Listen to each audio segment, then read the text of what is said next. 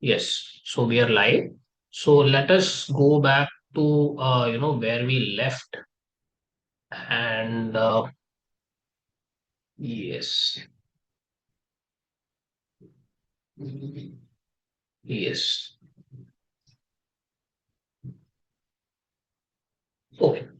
So the next part of our discussion is going to be on warranties. Okay. So we completed five methods or five steps that we would use to record revenue. That is all done. Okay. We must be having a reasonable basis of understanding in that. Now let's see some common types of transaction. Okay, which is where the IFRS has prescribed a separate treatment altogether or some additional guidance. So the first thing is warranty. Now you tell me, what is a warranty?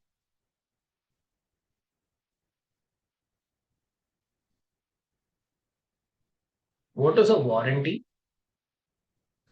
Warranty is just yeah.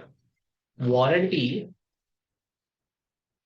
is basically like, if you sell a product, you also give a warranty, right? I mean, sometimes people would give a warranty which says that the product shall be working for, sometimes if something happens to the product and if you return, it's under warranty and guarantee, and nothing will happen to you. Okay, it happens for phones, it happens for laptops and other technological devices is where we often see warranty because it's at a high risk of non-performance, right? So we give a warranty. Now, what does IFRS say is that, normally what happens is while selling a phone, we will pay for the phone. So let's say that the phone is 2000 and warranty is, let's say that $100 for 1 year, then that would be charged. Normally what people would do is they would charge it with the phone also. Sometimes they will charge additionally, sometimes they will charge, we'll just give the phone and the warranty is free. Okay, those kind of instances can happen as well. Now, what does the IFRS say is that if the standalone price of the warranty is readily available. That means that the warranty itself is capable of being sold separately. Then it should be taken as a separate performance obligation, and it should be, revenue should be allocated. Now, if it doesn't have a standalone price, that means that whenever you buy a phone, let's say there are government mandates which says that 1 year warranty should be compulsory. Okay, there is no separate. It is not sold separately. Once you buy a phone, by default you'll get a warranty. In such instances, there won't be a standalone price for the warranty, and you should not record, revenue or separate performance obligation should not be considered for warranty. So this is the key aspect. Now, when separate performance obligation can be satisfied, for example, there is a standalone price for warranty alone, which we can additionally see, right? So in such case, this contract price of 2000 should be segregated between these two in the ratio of the standalone price. This is what we did in step 4. So if the standalone price is available, segregate, okay, record revenue when the performance obligation for each is completed, right? And else you should not, consider it as a part of revenue at all, or you don't need to do these separate things at all. Okay, now how will these warranties be recorded? It will be recorded on the basis of IAS 37. It will not be on the basis of IFRS 15 in case a standalone price for the same cannot be established. Okay, so it is as simple as that. Let's see what is there in the reading. So if a customer has an option to purchase a warranty separately from the product to which it relates, it constitutes a distinct service and is accounted for as a separate performance obligation. Okay, so see, the option to purchase a warranty separately from the product to which it relates, then it constitutes a distinct service and is accounted as a separate performance obligation. This would apply to a warranty which provides a customer with a service in addition to the assurance that it complies with agreed upon specifications.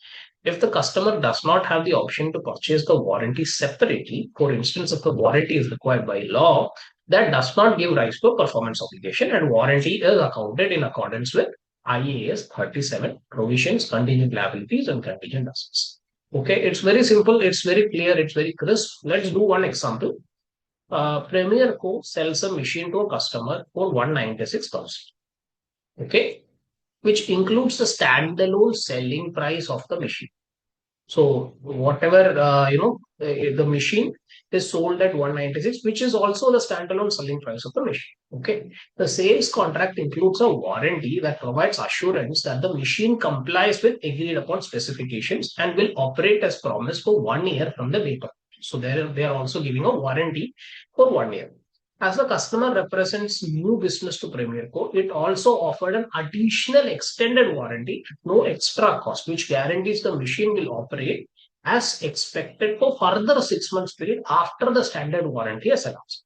6 month extended warranties are normally charged at $4,000. Explain how the two warranties and the sale of machine should be accounted for. Ignore the effect of the discount. Okay, so they have clearly said ignore the significant financial question. So let's understand this one. So what is happening is Premier Co is selling a machine for $196,000, right? Now that includes 1 year warranty, and also it includes a 6 month extended warranty. Okay. So the 6 months extended warranty is also like, they are not separately charging for this since he is a new customer, and total is 196,000. Now let's understand the standalone price. Now we have to see whether there is a standalone price for each of these warranties. So the standalone price of the machine is 196,000. 1 year warranty, they have not given any price. So that is a standard warranty, and it has to be given along with all the products they sell. It might be required by law, or it might be required as a policy of the entity as well. Like, whatever products you buy, 1 year will take care of it. Let's say if there is some inherent policy like that in the entity also, then you will not find a separate standalone price for that 1 year warranty. So there is no standalone price. And the extended warranty, however, is chargeable. The 6 month extended warranties are normally charged at 4,000. Right? So the total is 200,000. Okay, this is the total of standalone price. Now you tell me how many performance obligations are there? There are three things which I'm selling, but how many performance obligations are there? Can you tell me in the chat box?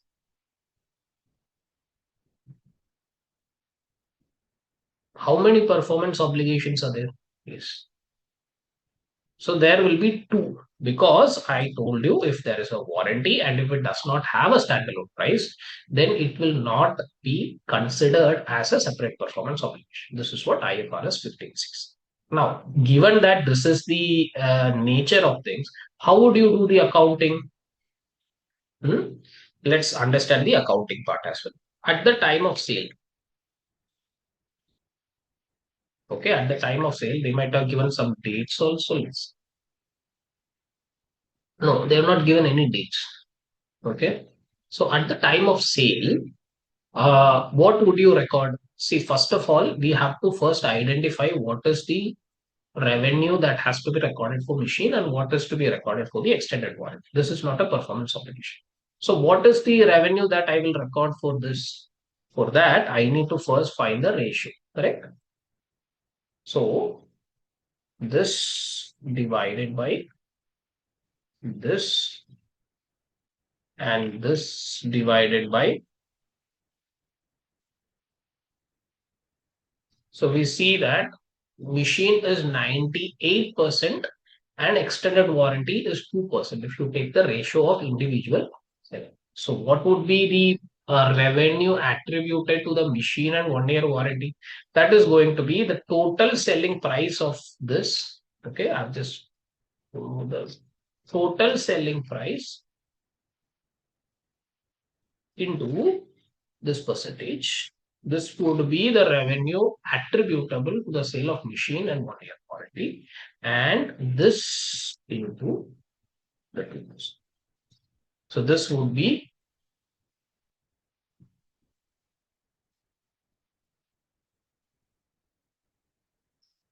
this is how the revenue would be allocated. This is what we would do in step 4. Correct?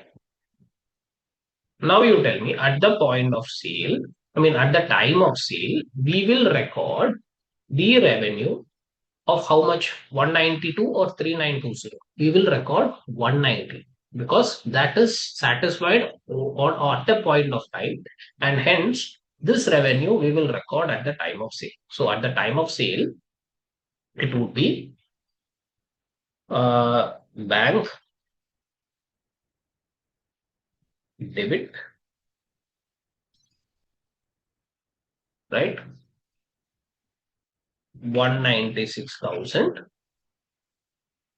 revenue credit, it would be 192, 192,080 would be considered as a revenue because the performance obligation is satisfied at a point of sale. And of course, the remaining one, it would be taken as a contract liability because it's we have received an advance post performance obligation which is not. So it would be a contract liability credit for 392. Okay. Now, after 1 year and 6 months, if there is no warranty issue and things are moving smoothly, the warranty cost, then the performance obligation with respect to the extended warranty is satisfied. Why 1 year, 6 months? 1 year for the standard warranties and 6 months for the extended. Okay. So now the accounting would be contract liability. It could have any name, not just contract liability. I'm just contract liability to, right, because the performance obligation is satisfied, and we will be recording what amount? 3920. Hmm? You can argue that this has to be done at present value and discounting. That is why the question has said we ignore the effect of any discount. Okay. So, but in reality, you will have to do that as well because you are received an amount, but the performance obligation has happened 1 year, 6 months afterwards. So that means there is a significant financing element inside this. Okay, that's how you have to think in line of an exam. If they have not given such words, then of course we have to do it, right? So there is this is what we have done. So that's how the allocation is, and the accounting and entries are also on. Are you getting this? Like, how to record for warranties? Perfect. I like. Okay, fantastic. Thank you. Thank you for that response. Let's move forward. This is warranty. Okay. And next step is principal versus age. Now, what does it mean? Okay, what does it mean? Principal versus age. Now, sometimes, let's say that a manufacturer, okay, manufacturer would be having an agent in another location, correct? Now, there would be times when the manufacturer would send his goods to the agent, or or there would be stock transfers, maybe in some agency contracts. But necessarily, what happens is, what is the fundamental means of why we are discussing this is, if there is any stock transfer between the manufacturer and the agent, should it be seen? Is the question. Now, normally agency contracts, what happens is this guy is not the buyer, right? He's just an agent. And let's say that we met a customer, right? if there is a customer, let's say that the manufacturer would charge, let's say that the price of the is 300, price of the standalone good is $300. Let's the agent, if it is transferred to the agent, still it is not sold, right? Agent, when it is transferred to the customer is when it is actually sold. Okay. But agents, what they do is they do not buy and sell like a distributor. They would just be, their revenue is limited to a commission. So they say they might be getting 30% commission. Okay, if I sold this, I'll get 30% commission. So 90 would be my revenue. Okay, and my revenue would be 270, 300 minus the cost directly attributed for selling. So that would be 210, right? Giving an example. Okay, just don't go by the numbers. So this is how it would be, accounted. Just because manufacturer is selling to the agent, it doesn't mean that it is sale. It is just a stock in hold, right? He is finding a prospective customer to earn his commission. So whatever transfer between these guys should not be considered as revenue. Okay, this is the fundamental thing that we have to understand. But that's okay. But how do you identify a manager and an agent? So the IFRS has told us about how you can identify a manager agency relationship. Manager agent, sorry, the agency relation, principal and agency relationship can be identified if it has the following points. So let's see those points. Okay, so let's read. Entity must establish any transaction, whether it is acting as a principal or agent. You have to see whether you are a principal or agent when it comes to revenue transactions. If it is a principal, if it controls the promised goods and service before it is transferred to the customer, and the performance obligation is satisfied, the entity recognizes revenue in the gross amount of consideration to which it expects to be entitled for those goods and services. If it is acting as an agent, its performance obligation is to arrange for provision of goods or services by another party. In this case, the agent's revenue is measured at the fee or commission that it expects to be entitled to for arranging the provision of goods to the service to the other party. Okay, so I will record the revenue and I will only be entitled to a commission. My revenue is going to be commission. Okay, so how do you indicate? So indicators that an entity is a principal include the following. Okay, whether you are a principal, the entity is primarily responsible for. I am primarily responsible for fulfilling the contract, not the agent, right? Like, the responsibility is in me to delivery and seeing together that the goods are of quality and there won't be any problems associated with it. So all those responsibility in fulfilling as well as the responsibility for the product is with the principal, right? So it has responsibility for the goods or services meeting customer specifications. The entity has the inventory risk before the goods have been transferred to the customer or after the transfer of control to the customer. So basically, I have the inventory list. Okay, I have the inventory. Now, the customer here, they mean to say it is agent. Okay, so whenever I transfer, like to him also, the inventory risk is still with me. Right. It's if something goes wrong, the agent's warehouse or something happens there. Still, like I am responsible. Like it's my inventory risk altogether. And the entity has discretion in establishing prices. So of course, I establish the prices at which the final customer buys, not this guy. He is just a selling agent. Okay. So when you are given a transaction, you have to look at three things. Okay, to establish whether it is a principal. First thing that you would be looking at is what exactly who's responsible for the delivery and fulfillment of the order. If it is not, if it is this guy and not this guy, then maybe you might be having an agency relationship. Okay.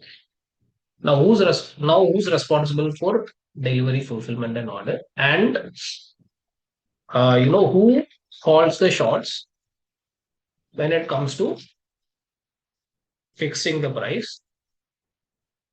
And of course, who has the inventory risk? till it is transferred to the end customer. If all these are you and still you are transferring through an agent, but still it is a principal agency contract and you should record revenue only when it is transferred. Risk and rewards are transferred to the customer and not to this. Okay. So let's take an example.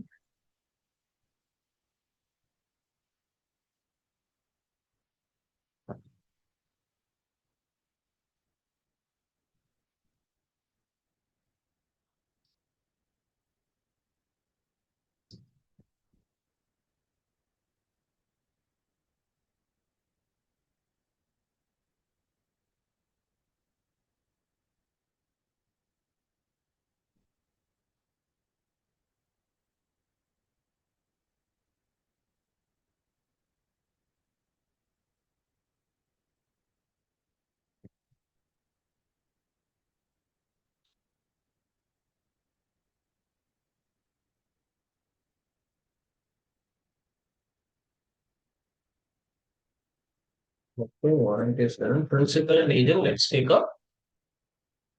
Okay. Okay. So fancy goods FO. Okay. Fancy goods operates a website that enables customers to purchase goods from a range of suppliers. So this is like Amazon. Okay, so it is a marketplace. It is a website which enables customers to purchase goods from a range of suppliers. The suppliers set the price that is to be charged and delivery directly to the customer. So suppliers set the price and deliver directly to the customers who have paid in advance. FG's website facilitates payment by customers and entity is entitled to a commission of 5% of the sales price.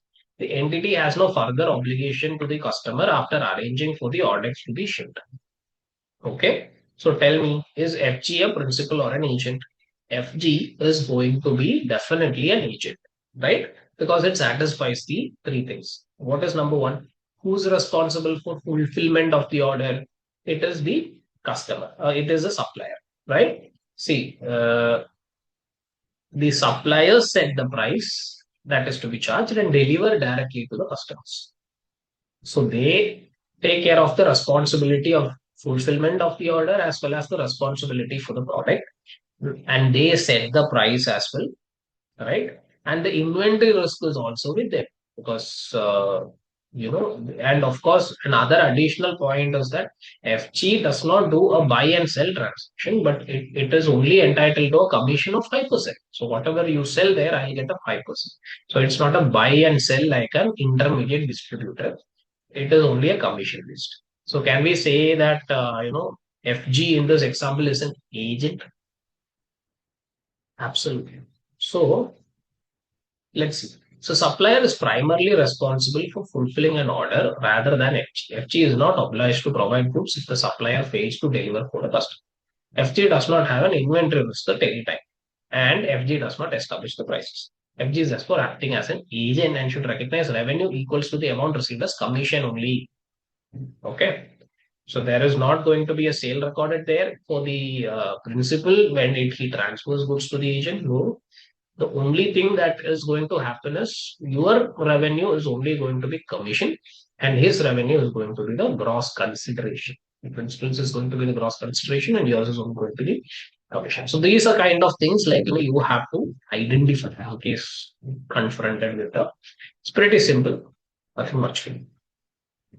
Now let's go to repurchase agreements 3.5. Yes or no?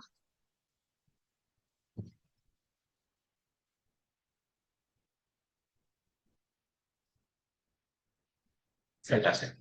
Now, I would like to give you some context before we actually build it. Okay. So, what exactly is a repurchase label?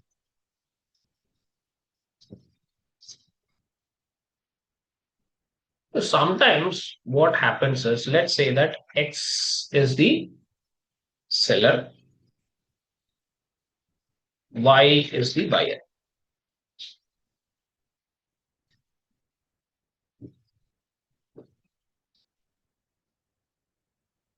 Okay. Now, X will sell to Y some goods Okay, so it would generally happen for large machinery. See, if you have noticed, when you buy a TV or a phone, the manufacturer will also say, we will buy it back, right? If you are not, not when you are not satisfied, when you use it for like, after some time, you can actually buy it back. Or this could be a structuring transaction also to increase the revenue. So what would happen is X will sell at a price,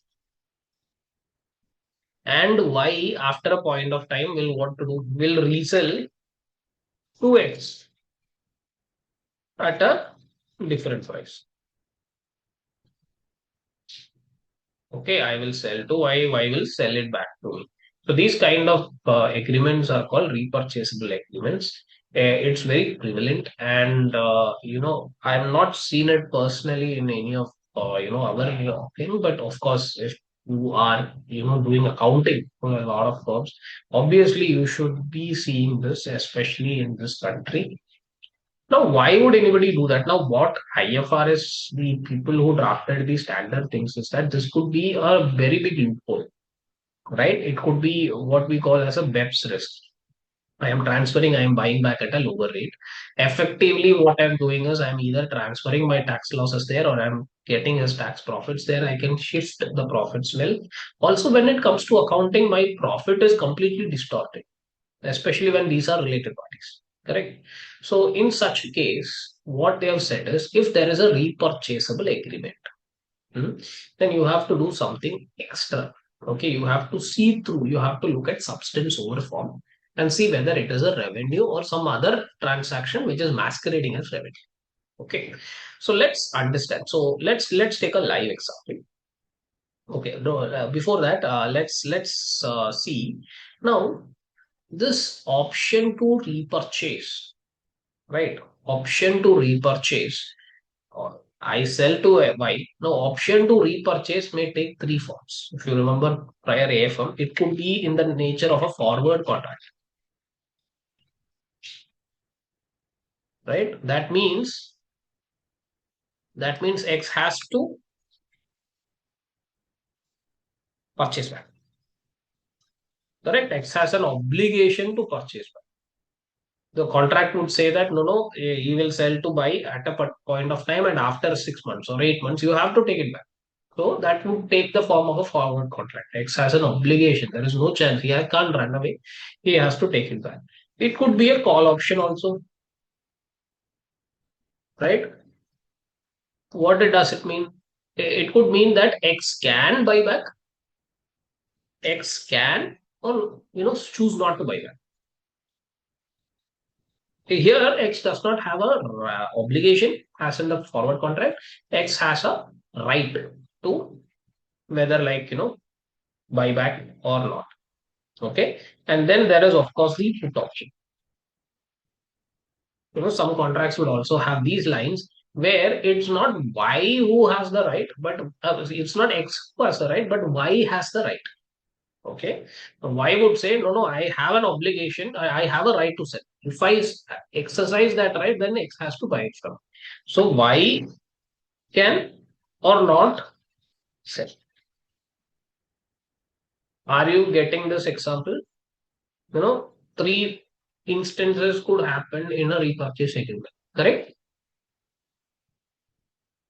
Any doubts here?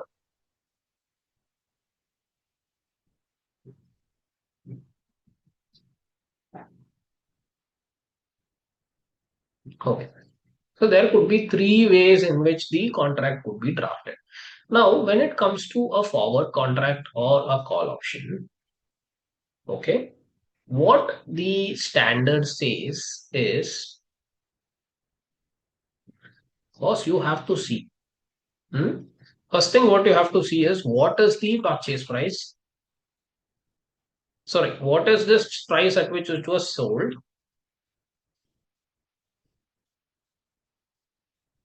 And what is the price at which you,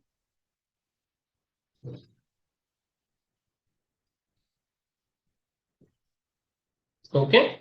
You have to see what is the price at which it was sold and what is the price at which it was bought back. Now, if the selling price, so let's say that I sold something for 100. Okay, X sold Y originally at 100 and I bought it back for 90. Okay, so effectively in this transaction, X would get a 10 extra, right? I got 100. I am now giving back 90 to get the same product. I will get the product also and I will get 10 bucks extra, right?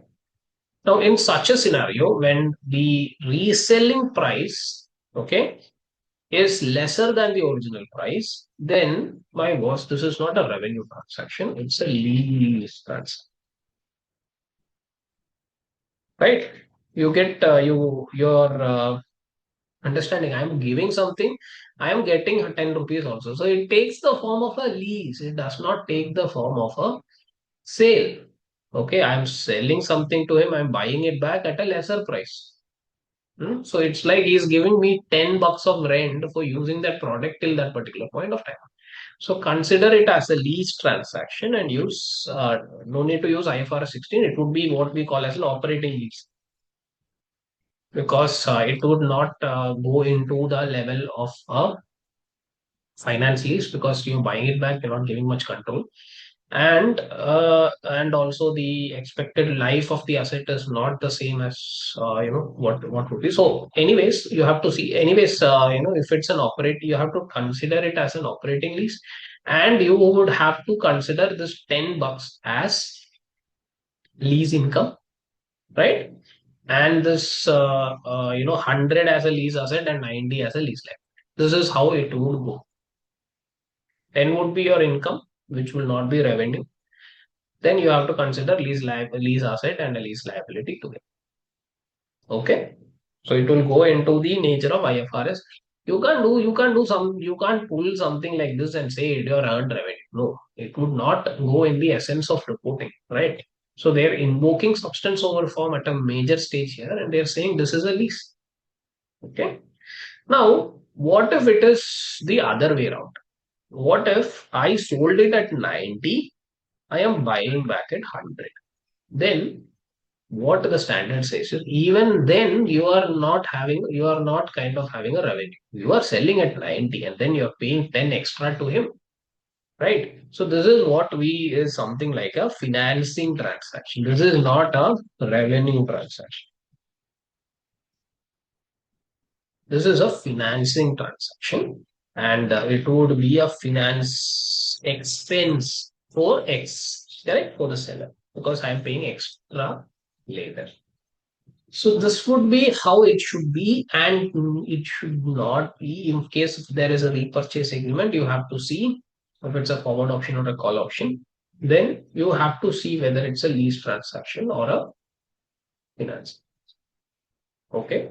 Input option, the logic is all the same, but there is one extra since it is his right. They have to like if there is a loss which we will come to that. But did you understand this? Did you understand this example? Yes or no? If it's no, I will go again. So somebody says no. I think it might be okay. So it is very clear. So they are just invoking substance over form. Okay. If the say it's a pure gimmick, right? It's not revenue that you are earning. You are just earning an operating lease income. Or if you are kind of like getting at a lower rate, then you're just incurring a finance expense. You needed some money, you gave your goods as collateral, and now you're buying back at a premium, right?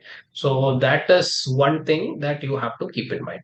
Now let's go back and read all these things. It's going to be a little super nice to read all these things, how it has come out. So, but let's read. Under a repurchase agreement, an entity sells an asset and promises, or promises means it's a forward option, or forward order, or have the option to repurchase it. Repurchase agreement generally come in three forms. The entity has an obligation to repurchase the asset. That becomes a forward contract.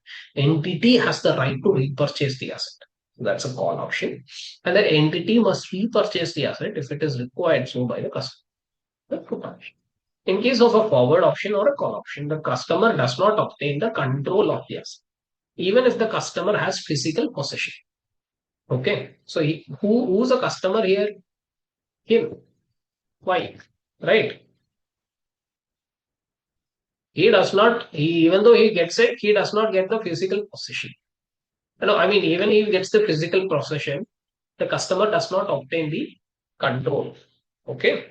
The entity will account for the following: a lease in accordance with IFRS 16 if the purchase price is below the original selling price, or a financing agreement if the purchase price is equal to or greater than the original selling price.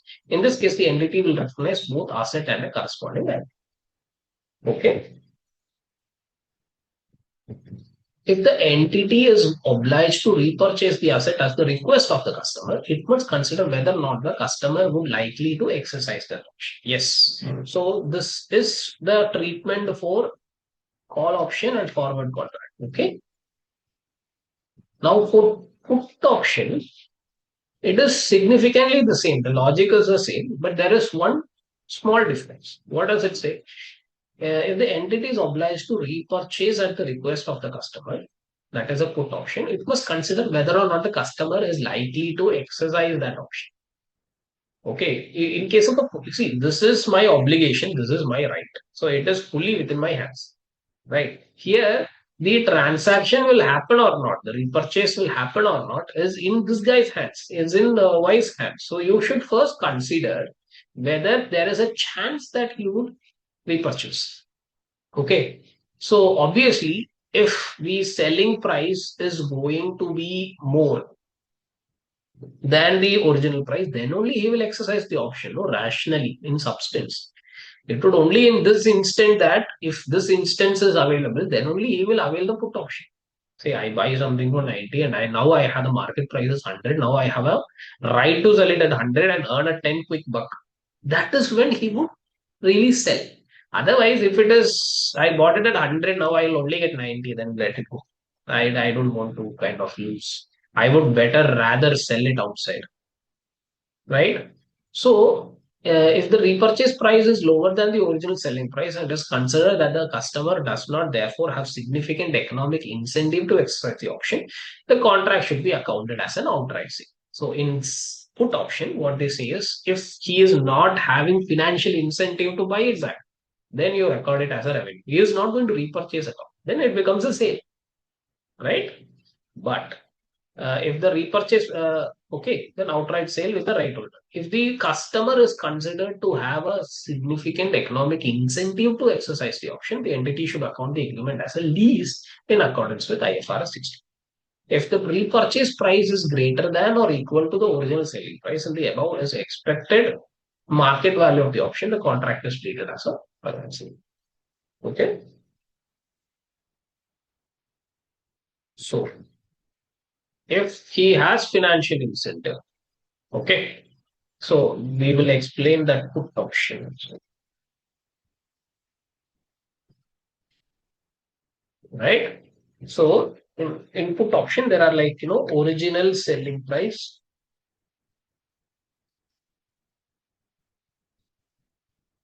mhm, and, repurchase price, and let's keep market price also. Okay. Now this is a put option which the seller has. Now let's say the original selling price is 100, resale price is 90, and the market price is 120. Would he exercise, would the seller exercise the option to resell it to me at 90?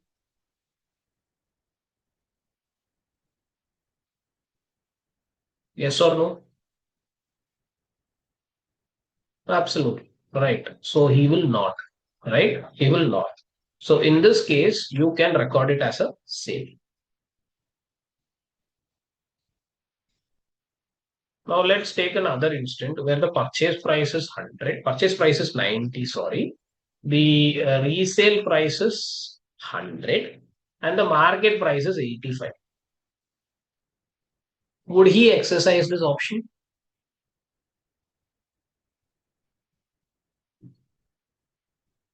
Would he exercise this option or not?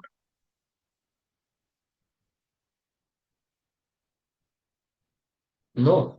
Absolutely, he will, because I am now, if I try to sell this, I will get 85. If I sell to this guy, I'll get 100. Definitely, I will exercise. So, in such a scenario, you look at what is the original price and resale price. He's going to give it back. He's going to sell it back to me. So, the original price is lesser than the resale price. So, how will I, as the seller, the original seller, record it as? I will record it as a financing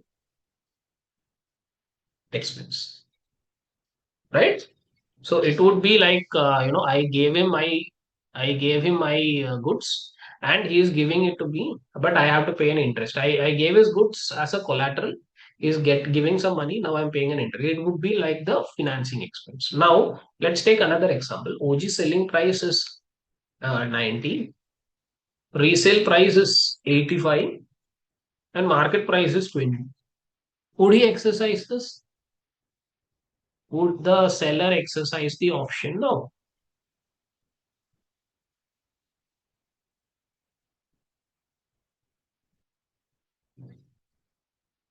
Would he exercise the option now? Yes or no? He would, right? I mean, if I sell in the open market, I'll get 20. If I sell it to this guy, even though I purchased at 90, I'll still get 85. Hmm? So I will exercise the option. In such a scenario, you have to see which is the bigger one. So OG selling price is a bigger one. End of the day, the seller would be having a 5 dirham or a bucks extra in his hands. So it is as if I'm getting a operating lease. I gave the product to him. He gave me back, with some rent for using it. So it would be like a leasing transaction. Okay. So it's the logic is all the same. Only thing is you have to see in case of a put option, is there any chance in which he will exercise the option? Okay. Is this clear?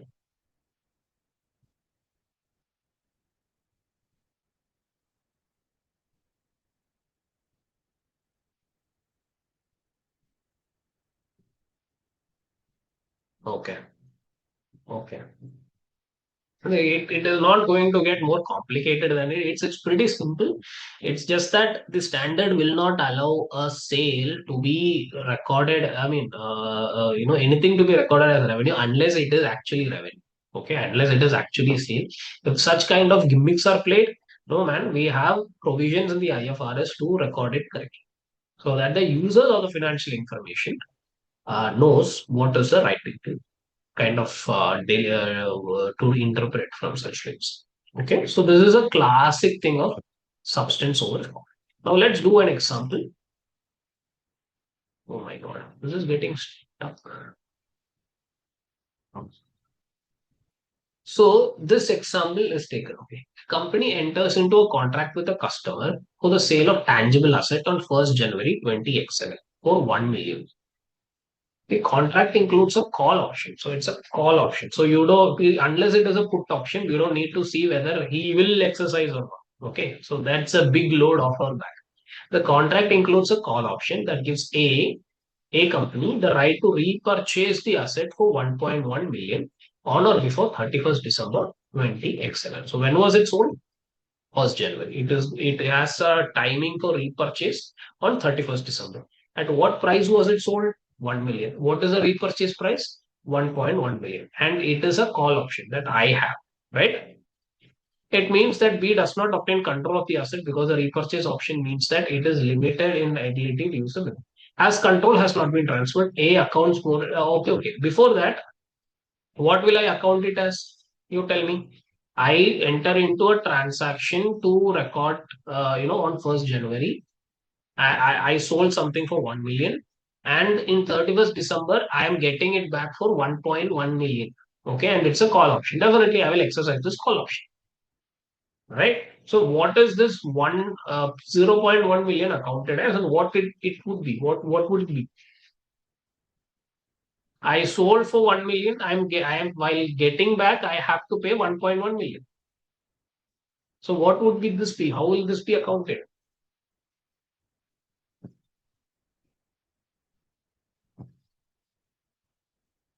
Hmm? Yeah, absolutely. It would be a financing. I sold at 1 million. I'm getting back at 1.1 million. If I am trying to exercise this option, why would I exercise this option? Because the market price of this good would be far more than that, right? That is the only incentive. Given that it's a call option, that is the only incentive for me to exercise this option. And if I'm exercising, this would be recorded as a financing expenses, point zero point 0.1. Gave something. Okay, he gave me 1 million. Now I am returning 1.1 million. He is giving me the product. So it would be like a financing arrangement. Okay. Yeah. So you can look at contract with the call option, but it's perfectly if you understood this logic, then it would be pretty easy to comprehend. Okay. Now let's go to consignment agreements. Right. So what exactly is a consignment? Hmm? What is a consignment?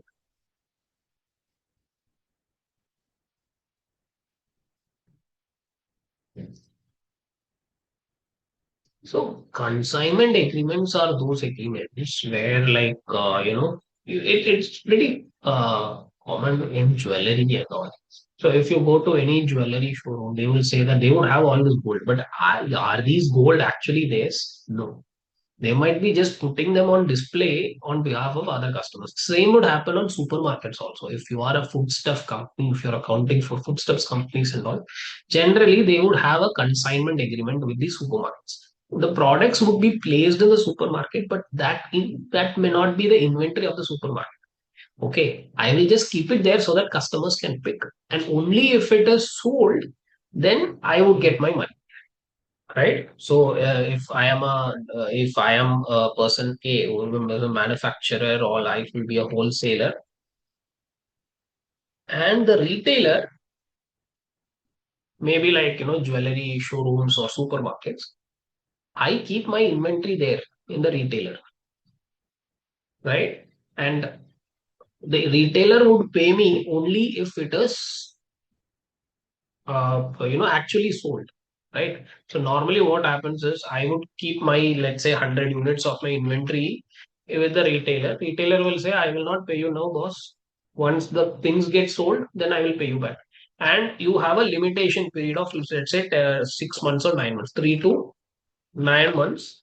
I will keep this thing. And if it does not sell, you have to take it back. Okay, there is, that is how we are just supermarkets are just a real estate space. So you can put your product and you can market. So you are just giving your products to them on consignment. Now, a fundamental question you would ask me is, boss, isn't this agency that we previously discussed, right? He does not have the control of the goods. No, no. This is not agency, because agents would only get a commission, right? It's the retailer who would be issuing the invoice to the customer. Okay, if you go to a supermarket, they will get the invoice in the retailer's name, and retailer would take a margin out of that as well. Okay, so it would be a buy sell transaction only. Consignment and agency, the difference is it would be buy sell. Retailer will buy, retailer will give the money to the wholesaler also. Retailer will buy and retailer will sell it to other end users. But the point is, they would have conditions. They would say, like, you can just keep it, but I will pay you after 3 to 9 months or something like that, right? So this is what we call as a consignment agreement. It is very, very common in jewelry as well as like supermarkets. So in the invoice itself, it would be shown as consignment sale, right? Now with this background, let us read the provision. When a product is delivered to a customer under a consignment agreement, the customer or the dealer does not obtain control of the product at that point of time. So no revenue is recognized upon delivery. So whenever I transfer goods to the retailer on consignment, I cannot book a revenue. So indicators of consignment. What are the indicators? Let's see. The product is controlled by the entity. Who's the entity? Here's this guys. Okay. until a specified event occurs, such as the product is sold on or specified period expires. So, okay, I don't think the customer dealer does not obtain control over, so the revenue. Okay. The product is controlled by the entity until a specific event occurs. As such, product is sold on or specified period expires. Right? The entity can require the return of the product or transfer it to another party. The customer does not have any unconditional obligation to pay for the product. If these indicators are there, then it is a consignment agreement. What are the indicators?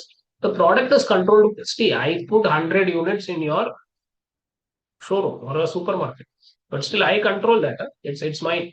Okay. Until it is sold to a further customer, or if it is the period is lapsed. Okay. It is mine.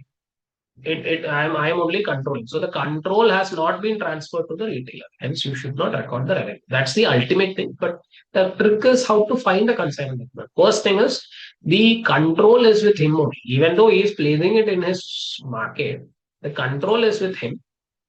Okay, control would be transferred to the customer, to him only when he subsequently sells, and then both will happen. Like he will take control. That happens instantly. Till then, he will not be having the control of the products. Okay. Then I can even tell to return. I'm saying like I'm not happy with your supermarket and the location. I found another supermarket where there is a lot of footfalls. So I will take it to that. So entity can require the return of the product and transfer it to another party. Right?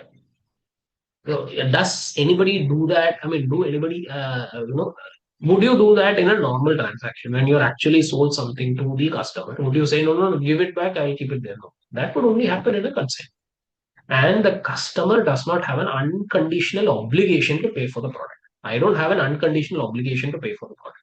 Unconditional obligation means 100 units I kept. Unconditionally, you will pay for the 100. No. I will see whether it is getting sold or not. And when it is sold, I would sell. Right? That's what happens in most of the supermarkets in jewelry. If it sells, then I'll pay you. If it does not, no. Okay, you can take that back.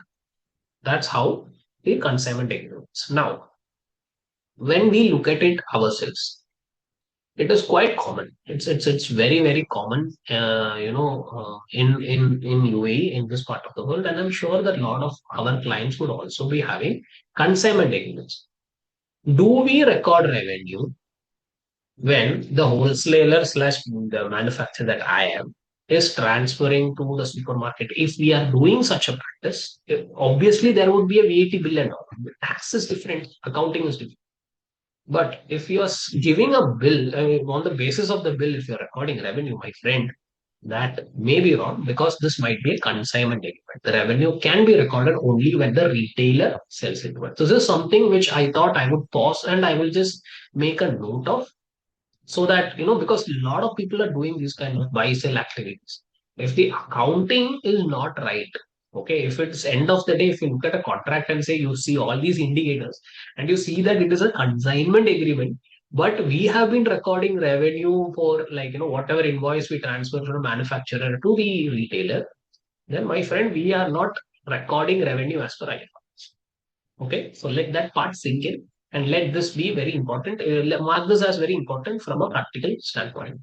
But yes, you have to see for pick such indicators in the contract, and if such indicators exist, which will definitely exist, then my friend, you can only record revenue when the retailer sells. Okay, right.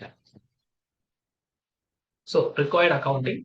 The following apply when it is concluded that contract of so let's say the control of inventory has been transferred to the dealer. That means the dealer has further sold. The inventory could be recognized as such in dealer's financial position together with corresponding liability to the buyer.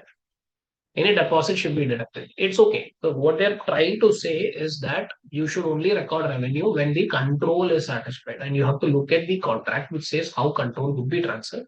And if the performance obligations include something like I will only pay you whenever I sell it, then my boss don't record in the nature in the manner in which you record VAT revenue. Okay. Yes. Now consignment arrangement. Okay, this is an example. Can you let's do this. Jameson is a retailer of high value items of diamond jewelry. So Jameson is a retailer. Okay. So he is the consignee. Uh, or consignor. Okay. Jameson is a retailer. A significant portion of the items available for sale in Jameson's stores were handmade by Rochester Diamonds. So Rochester Diamonds is the manufacturer. Jameson is the retailer. These items are held under a contractual agreement with Rochester Diamonds, in terms which specify that Rochester Diamonds retains the ability to change the selling price of jewelry and that Jameson is required to return any unsold jewelry after a period of 9 months. When Jameson sells an item of jewelry, the legal title of jewelry passes from Rochester to the customer. Jameson has paid a significant deposit to Rochester Diamonds in order to hold the jewelry in its stores. The deposit is deducted on a proportionate basis from the amount payable to Rochester Diamonds when the items are sold or is refunded in full if it is returned. It is not required to pay in full for the jewelry until it is sold to a customer. Should Jameson include the items of jewelry in its inventory balance? So, prima facie, you tell me, is this a consignment agreement or not?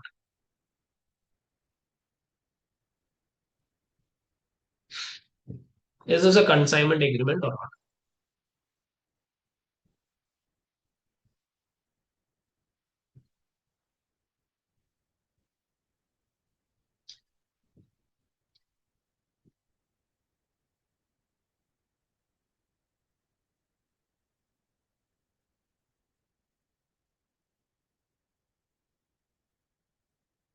Absolutely, it is a consignment agreement. Correct? Because you can pick the indicators. What are the indicators? What are the indicators? So the manufacturer has the ability to change the selling price. Hmm? And that Jameson Co. is required to return any unsold jewelry after a period of 9 months. Right? Who would have a right to return and transfer it to another? So these are perfect indicators for a concept. Now, when do you record inventory in the books of the dealer, that is Jameson? In case of a consignment, it is only recorded in case the control is transferred. Correct? So let's see the items of jewelry should be recorded in the inventory Jameson when the Jameson obtains control of them. Therefore, we need to assess where Jameson has the control of items of jewelry. Rochester retains legal title while they are with Jameson. When they are sold, this legal title passes on to the customer. Thus, Jameson Co. does not ever have the legal title of jewelry. Rochester retains the ability to change the selling price of the jewelry and is also exposed to the risks of not being sold, as unsold items must be returned after 9 months. The risks and rewards of ownership therefore rest with Rochester and not. Furthermore, Jameson does not have an unconditional obligation to pay for the jewelry. Payment is conditional on jewelry being sold to the customers. So, in such an instance, this is a consignment. Therefore, appeared to be a consent. Control of the jewelry remains with Rochester. As such, the jewelry should not be included in the inventory balance of Jameson. Yes or no? Yes. Now, are you clear regarding consignment? What is a consignment agreement and sorry, what is a consignment arrangement and how we should account this? Yes or no?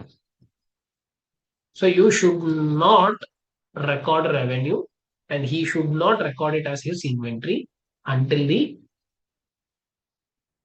control is transferred. Okay. Yeah. So what we will do here is we'll take a short break.